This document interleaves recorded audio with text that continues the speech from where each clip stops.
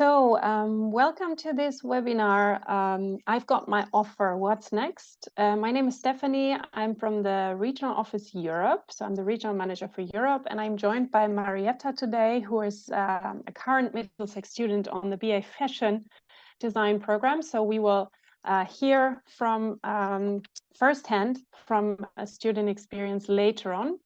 First, I'll go through a brief presentation to talk about next steps after you've received your offer. Then Marietta will talk for a little bit. It shouldn't take more than 20-25 minutes altogether, and then there'll be time for questions if there are any. So let's get started. So you've applied to Middlesex University, probably to other institutions as well, and you've gotten to the point where you actually got an offer and probably already decided that you are going to accept it.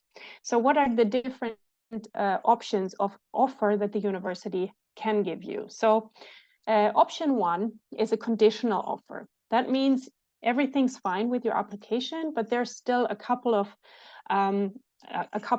conditions missing, or a couple of documents missing.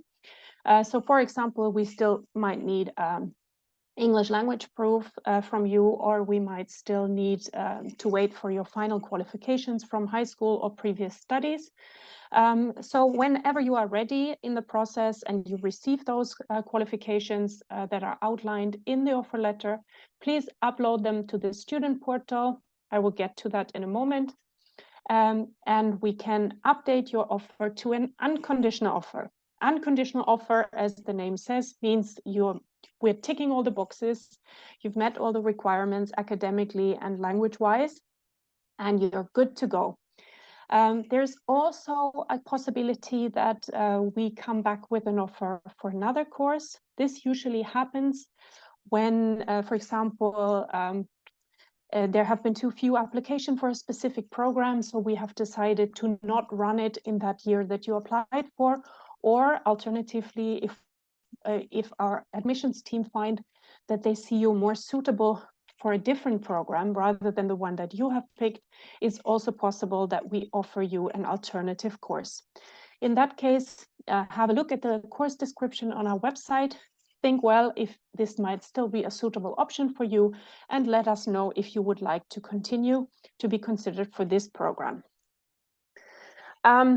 You can have an eye on the status of your application at any time after you have submitted the application. Pretty shortly after we have received your application, you will receive a login to our online applicant portal, where you can see at any time the status of your offer, if it's been reviewed, what documents we request from you, what next steps to take. You will receive, or if you are a January offer holder, you will already have received a login for the online applicant portal. Usually your email address that you have given to us will be your login and a unique password. If there's any issue, if you are already in the process of waiting for access to this, please contact us from the regional office if you need any help or support with this. You can also download your offer letter from the applicant portal. So this is very useful. And to upload any documents that you still want to submit to the university. Now, I'm getting to a point which is a very important point for most students coming from outside to the UK to study with us. So the majority of the students will need a student visa to study in the UK. And in order to get a student visa, we need to follow certain bureaucratic steps in order to make sure everything is in order and fine. So first of all, after you have met your academic and English language conditions, we will normally ask you to pay a deposit. The deposit, depending on your country of origin, can be anything between £3,000 up to half the first year's tuition fees. Now, don't worry, this is not an additional charge. This is used towards your tuition fee. You just pay it earlier on. This is very important to secure your place if you require a student visa. There are a couple of countries who do not need it. It's usually government-sponsored students from Sweden and Norway who are exempt from the deposit, but pretty much everyone else, no matter what country, will need to pay some form of deposit.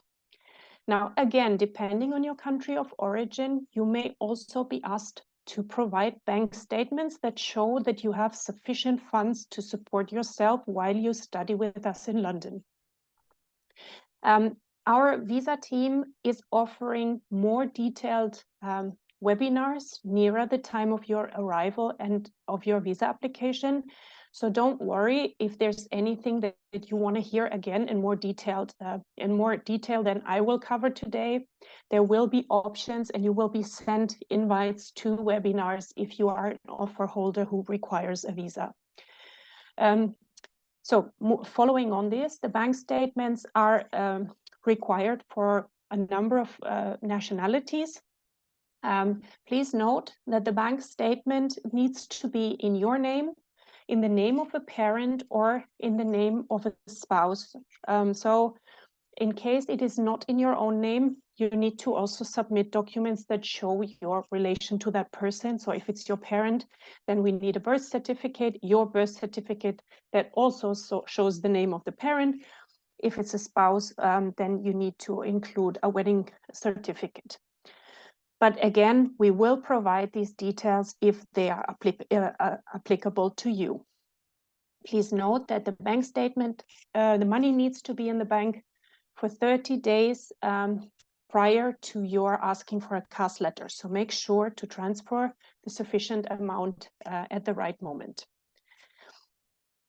Moving on in the list of boxes to tick before you can ask for your CAS letter, a number of nationalities will be asked for a visa credibility interview. This is to ensure that we only invite students to come over who have the actual desire to study with us. The visa credibility interview is done by the university. And again, we offer preparatory webinars in order to make sure that you know what to expect, what questions to prepare, so you're all set and ready to fulfill this next step. Now, once all these steps are done, we will ask for a CAS letter, a so-called CAS letter, which stands for Confirmation of Acceptance for Studies for you. And once you've received this CAS letter, then you can go on and apply for a UKVI student visa. Please note that for certain countries, again, there will also be a tuberculosis test required. If this applies to your country of origin, you will be informed in good time by your regional office or by the university. So you know that you need to take it, and you need to take it at the UKVI certified center. So the types of visa that are common if you want to study in the UK, the most common one if students come to us is the general student route visa, formerly known as Tier 4 visa. This visa is required for anyone who intends to stay longer than 6 months. Now, there is a slim chance that some students will come on a short-term study visa. Sometimes this is the case if students join us for a short-term pre-sessional English language course, and they intend to go back for a short break before they actually start their program. This is pretty much the only option that the short-term study visa would make any sense. Otherwise, please note, it is important that you come on the correct type of visa. Please do not come on a tourist visa if you want to start studying with us, as this will mean that you will have to go back to your home country until the correct type of visa is sorted out. So please don't do that. Make sure you have the right visa in place. Now, I'm mentioning also the EU settlement scheme here, although sadly this is no longer relevant unless you are already signed up, unless you already have the pre-settled or settled status. There is a small chance for people who have siblings, like parents or brothers, sisters, who have the pre-settled status, that they can still apply for the scheme. But for anyone else who hasn't previously lived in the UK, there is no opportunity any longer to apply for that scheme. So if you're an EU citizen and you don't have it yet, most probably you won't be able to get it, and you will need to apply for a student visa like anyone else. Now, you may want to read already a little bit in the moment that you have the offer and you are excited about the opportunity of starting your studies. You may want to get informed about the course content, or probably take on some reading. We recommend to have a look at our course pages, where you find detailed module description for each of the modules that are run in your course. So if you want to know a bit more and probably already see some topics that you can do some little preparatory research for, then have a look on our website. Now, we understand that it can feel challenging at times, however exciting, to go to another country, probably in another language, and to start a program far away from your home. So we want to put support in place at every stage of this journey, so that you feel, if you need it, if you would like it, we are there to give you a helping hand. Now, I mentioned earlier that I'm from the regional office for Europe. But I have several colleagues around the world, in a total of 16 offices and 46 staff, who are in different parts of the world, either virtually or in actual physical walk-in offices. And on the link provided on this slide, and it will be provided again at the end of the presentation, you can find your nearest regional office. So if you want support at any part of this journey until you actually arrive to London, we are there for you to support you. So we can help you with the general course information, but also once you decide to apply, and then later on in the visa application process, in applying for accommodation or pre-departure briefings. The other option to get in touch with the university is our live chat on the website. You have different topics that you can select from, and you can ask questions and talk to the university. Now, once you get to Middlesex, there might still be occasions where you need support, not just in the journey of getting there. And we've got you covered. We have a number of different support areas in place, so that you can rely on us. So for one thing, obviously, we're in the university, so academic support might be required at some point. You may need help on how to write an essay, for example, how to prepare a presentation.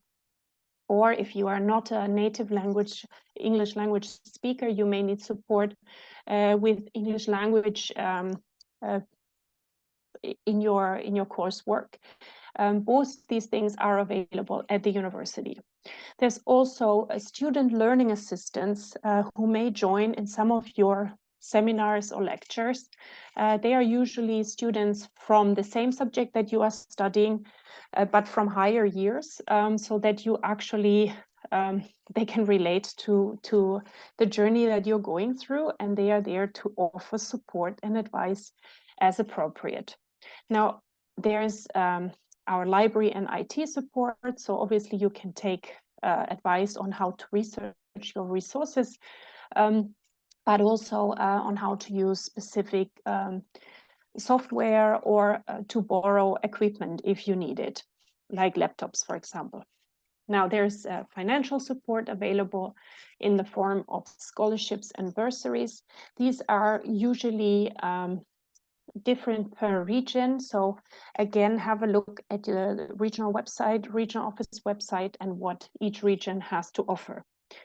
There's personal support available on different levels. To this end, I recommend our Uni Help, which is a one-stop shop basically for everything that you might need. The office is located in the library, and they are a good starting point if you have some kind of problem or question and you don't really know where to go. They will direct you to the correct support. And this can even include matters like, I'm very homesick, I need to speak to someone to sort this out for myself. But it could be legal advice, it could be financial problems or academic. And finally, if you have special learning needs, again, we have a support team there to get you covered. So our disability and dyslexia support is there. So please, if you need special support, then we do ask you to please reach out so that we can help for you to make the most of your studies like everyone else. And you're probably wondering why I have some dogs on this slide. So these are our learning assistant dogs. They are actually around on campus and certain days a week. And they can be there, and lecturers can order them to come over to their classes, for example, ahead of exams, as they are thought to calm people down. They're allowed to pet them, or just their presence to have a calming and positive effect on people in the classroom. So you might see them on campus, or if not, you can ask your lecturers to get them for a visit. Now, another important topic, obviously, you're coming to a new city and you're wondering, how am I going to find accommodation? It seems really difficult from being far away.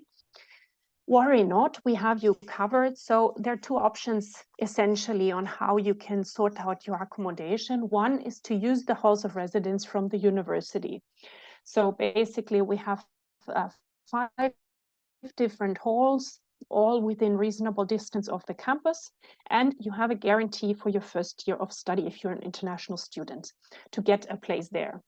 I think Marietta will speak about this when it's her turn in a moment. But things to bear in mind is basically it's a very good starting point to meet fellow students as you are, sharing the building with several other people. Usually it's individual rooms, but with shared community area, shared kitchen, and depending on the halls, a shared bathroom. So definitely you will meet fellow students, but it is safe and secure to be there because there's 24-hour reception and security team, and the community areas are cleaned once a week. So that's very practical. Not your own one, you're still in charge of this.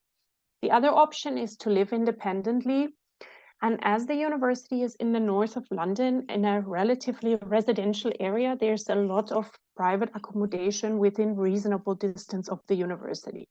So if you prefer to share a small apartment with a friend, if you have relatives that you want to stay with, or you just want to have a room with a landlord, lady, that's also an option. We have on our website, we have all these options covered in detail. So if you need further information, have a look or reach out to the regional office.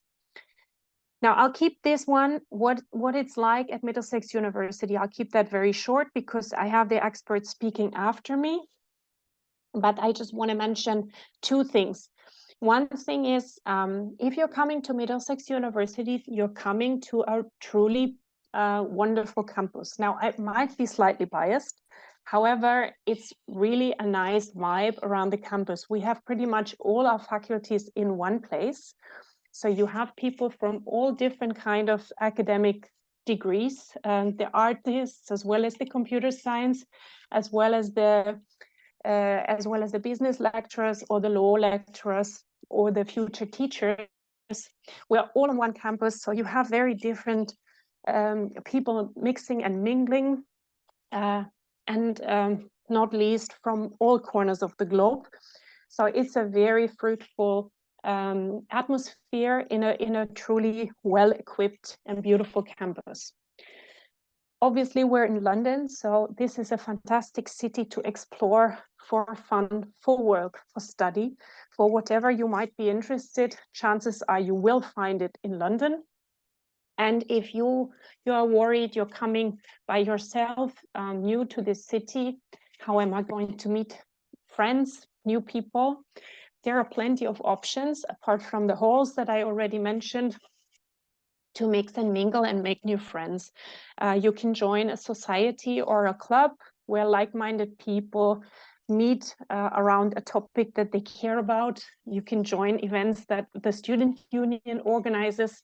You can go to the gym or sports team. You can volunteer or get a student job. You can explore the city.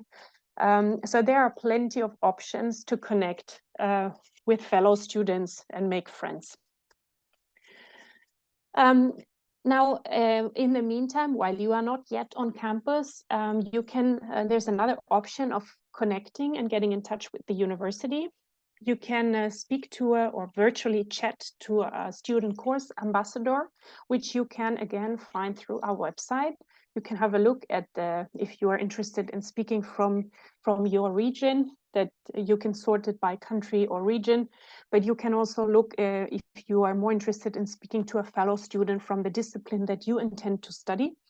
And you can chat to them. Some of them have videos or blogs online that you can have a look about student experience. So that gives you an opportunity to get first-hand information. Now, fast forward, you're ready for departure. For the January starters, it's not that long from now. For the September starters, it's still a bit to go. So again, there will be detailed pre-departure briefings nearer the time, so don't worry. You're well set up. You will receive further communication and webinar options from the university. But for now, just to have in the back of your mind, what documents should I, by all means, have ready when I want to go to the UK? Now, obviously, the valid passport, which needs to still be valid long enough for you to get to the country. Then the right type of study visa, we already spoke about this. Bring all your correspondence, offer letter, accommodation contract letter, everything that is relevant from the university. Bring the evidence of funding if you have been asked to submit it before. If you have a sponsorship letter, if you're sponsored by someone or some institution or some government party, then please bring that. Bring your health certificates, anything that is relevant health-wise, prescriptions for medicine, also very important. And if you have insurance documents or international driving license that are needed or useful when being in the UK. Now I'm handing over to Marietta, who will speak about the student perspective for a bit and share from her perspective what it's like to be a student at Middlesex. Thank you, Stephanie. Thank you for all the information you shared with us. And I have to admit that I've been through most of that process as well. It was a bit challenging, but I did have a lot of support, and that made my life a bit easier. So thank you for that. So to introduce myself, hi guys, my name is Marietta. I am an international student, and I'm currently studying fashion design. Last year I completed my foundation year, and this year is my first year doing fashion design. We move to the next slide, please. Thank you. So a few things I'd like to share with you is my experience as a university student, and a few things I like specifically about Middlesex. So a few things are the diversity and inclusivity that you get to find at Middlesex.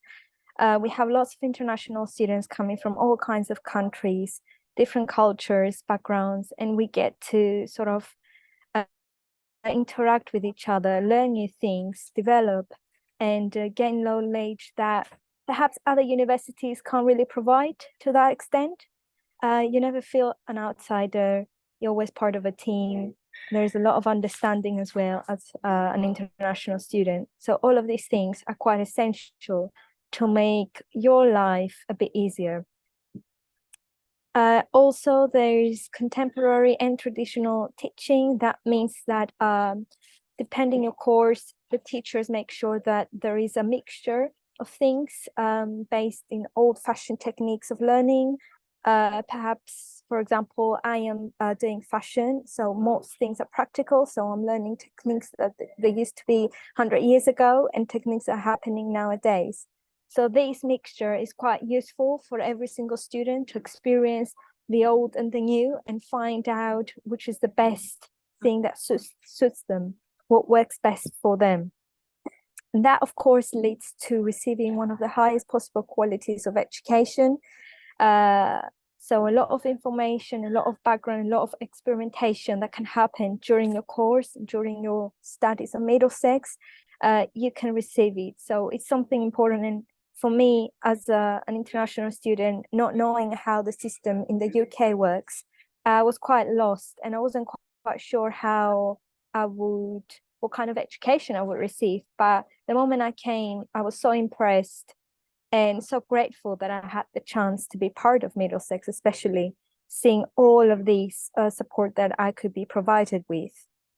Of course, like mentioned before, it is equipped with one of the latest types of technologies. So any kind of equipment you might need, if that's cameras, for me, it's sewing machines and all these kinds of things. But depending your course, of course, any type of equipment you might need, Middlesex has the ability to provide it to you.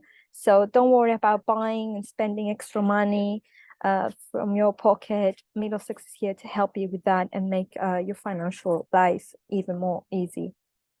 And that, of course, like mentioned, we are receiving the highest possible support. So not to worry about that. If we move on, so what's next after my university offer? Now, there are a few things like Stephanie has mentioned in detail, and I'm sure you have understood a bit, but for me, the visa application was quite tricky because I am considered a European student, but at the same time, I was not part to apply for the European settlement scheme due to the dates and the fact that I don't have a relative living in the UK. So that was a bit tricky for me and a bit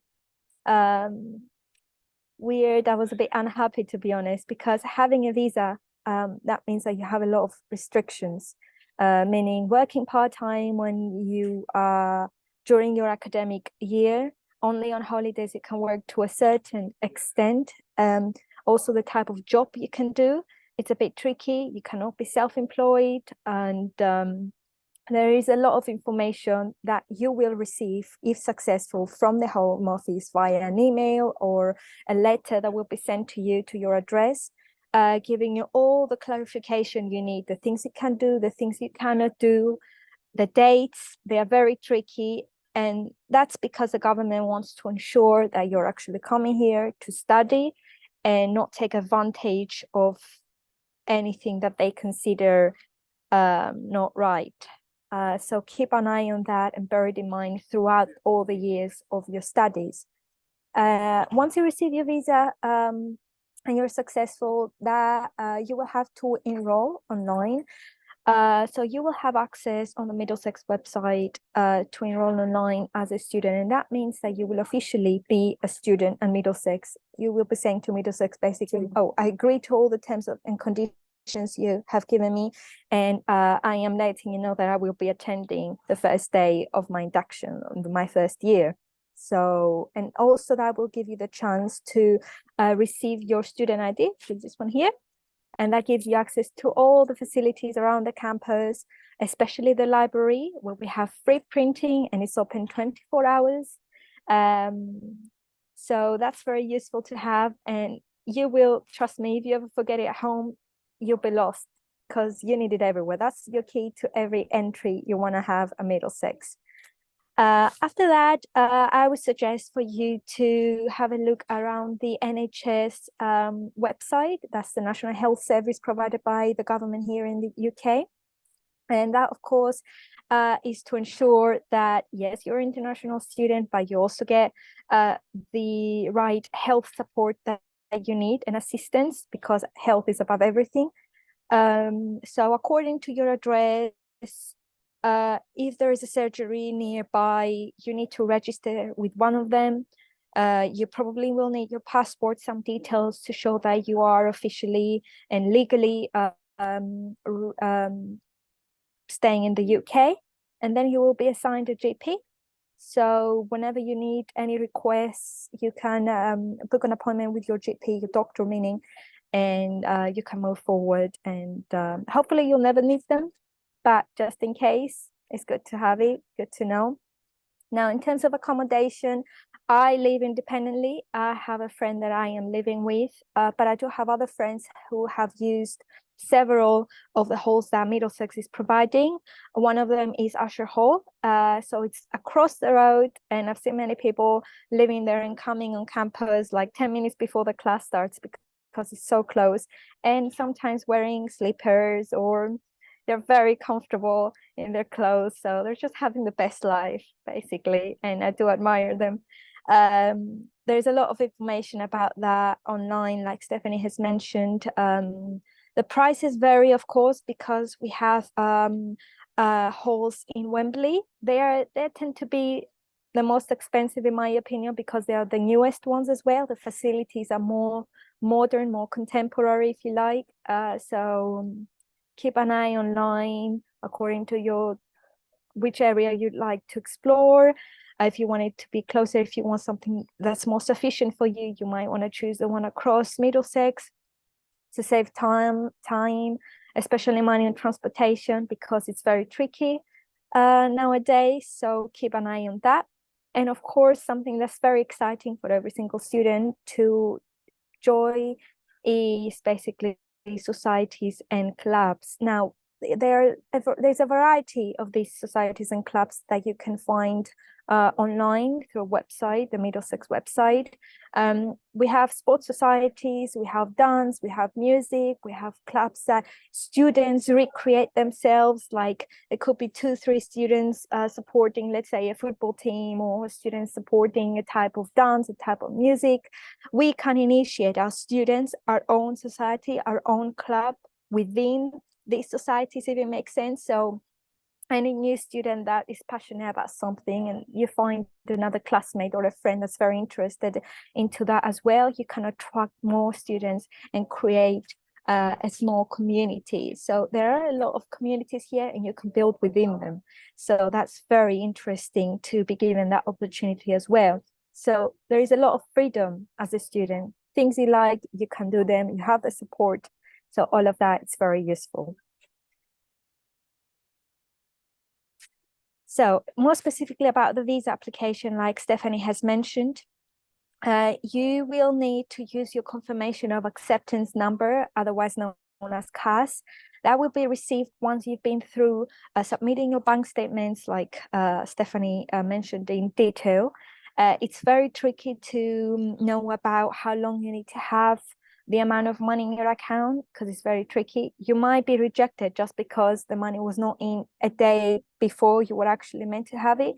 So please keep an eye on all the regulations that Middlesex is giving you, because it's just the guidance to help you become a student. They don't want to push you away. They are more than happy to have new students every year. So please keep that in mind along the way. Also, depending of the type of visa, that will come from your status as a student, as a European student.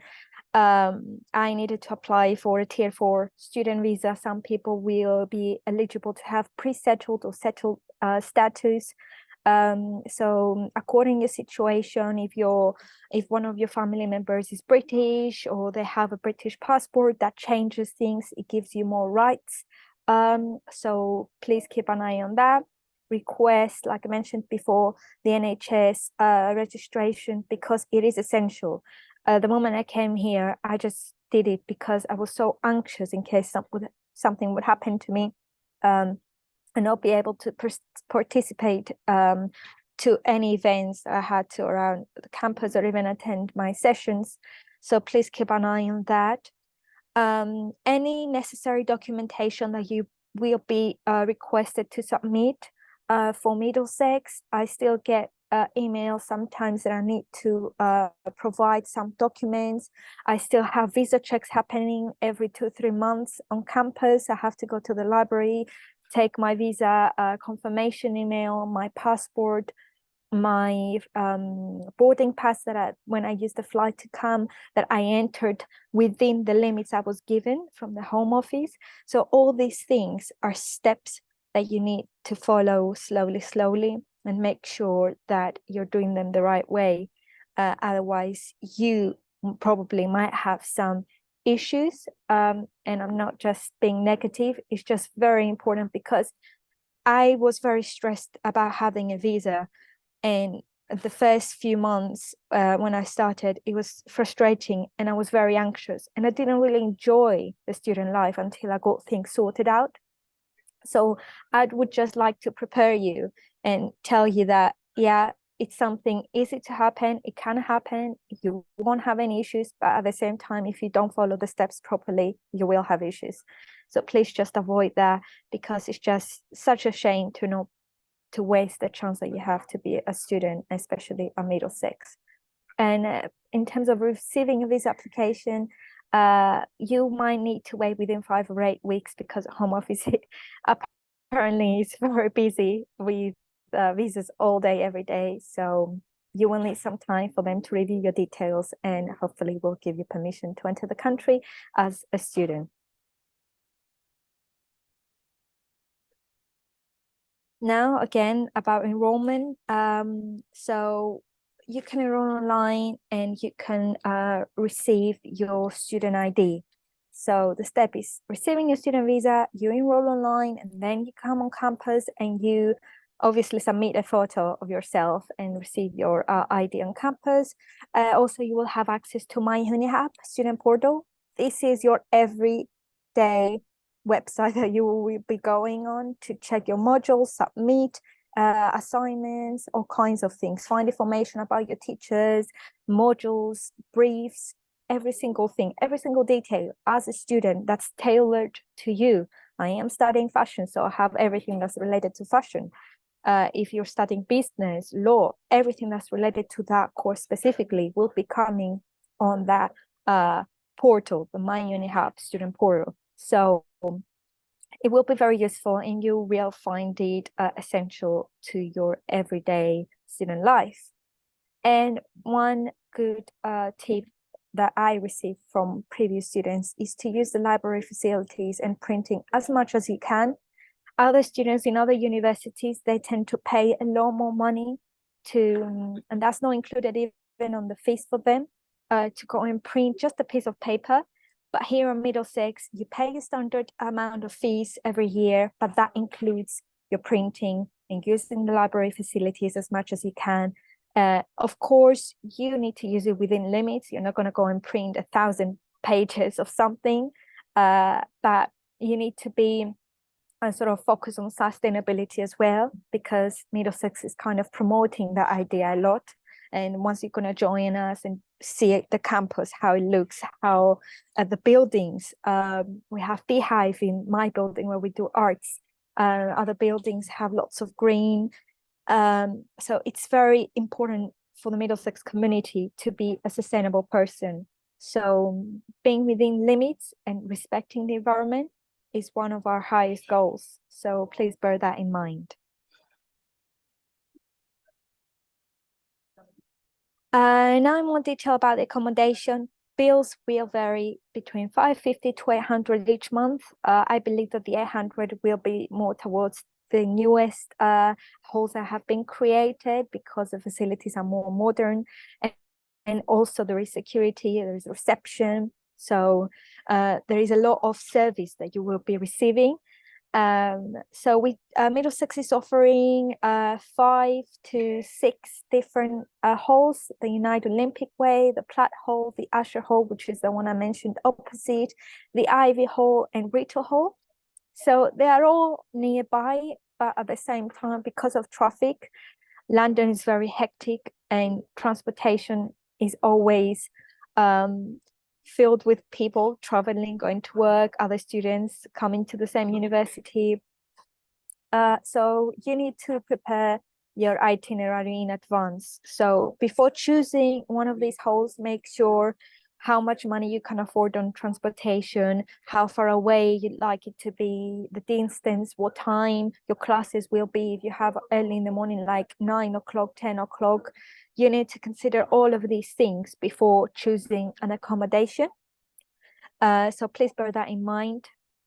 There is strong student community in the sense that students within the halls recreate some sort of events. It could be a night outdoors, or a party indoors, playing fun games. You get a chance to be part of an even bigger community, learn more things, especially people that live in accommodation. They are international students like you, so you will have the chance to sort of interact with them even more outside campus, where you will be more relaxed perhaps, and that's just a lovely opportunity for you to make the most out of it. So like mentioned before, you will have 24/7 reception and security teams guiding you in case there is a problem. And please use them for any support, any questions you have, any problems that you might have within your room. Something perhaps is not working and it's fixing, you can report it, they will take care of it. So there is all that kind of chain of people supporting you and providing you guidance and making you feel more safe. Now about the private rent and accommodation, I am just sharing rent with my friend. Obviously, that's going to be slightly more expensive than what the accommodation of Middlesex is providing to you. So that it's up to you to make your research. If you have a friend, you can share the expenses, but it is still a bit tricky because you have to take into account bills. And so organize your budget because it's vital. So these are a few tips in terms of accommodation. And in terms of getting social, I would just say to grab every single chance you have as a student to interact, and you will be receiving lots of emails from Middlesex. Oh, there is this event happening, another event happening. I became a student ambassador, my job today, talking to you, because I attended events and people said to me, this is a paid part-time job, you promote your student life. And I'm like, that's so easy. So there are a lot of single things tailored specifically to you. So please feel free to, and don't hesitate, because I don't think you will ever be given so many chances that Middlesex is giving to you. So yeah, I think that's for me. I hope me and Stephanie, we've covered a lot of things. You can join us on Instagram, Twitter, YouTube, Facebook, LinkedIn. You can also contact the regional offices. If you're a European, you can get in touch with Stephanie most probably, and other offices if you're not a European student. So yes, that's all from me. I'd say, is there anything, Stephanie, you'd like to add? Thank you very much, Marietta, for your insights. So if you feel that you still need further information, or there's any part of that was too quick, or you need help with setting up your login to the online portal, or having any questions with application, or once you have applied, with your offer, with the visa process, with how do I get my CAS and all these things, like I said, there are other webinars coming your way from Middlesex University, from different teams. So watch out on your emails. Sometimes check your spam folder, because sometimes things can go in the wrong folder as well. So please have an eye on that. And if you need something that we don't already provide, get in touch. Let us know. We're here to help. And we're absolutely excited to have you on campus as part of Team MDX very soon. Just one thing to mention, if in case you are using Facebook still, there's usually also a Facebook group there for current applicants. So for January 2024 starters or September 2024 starters.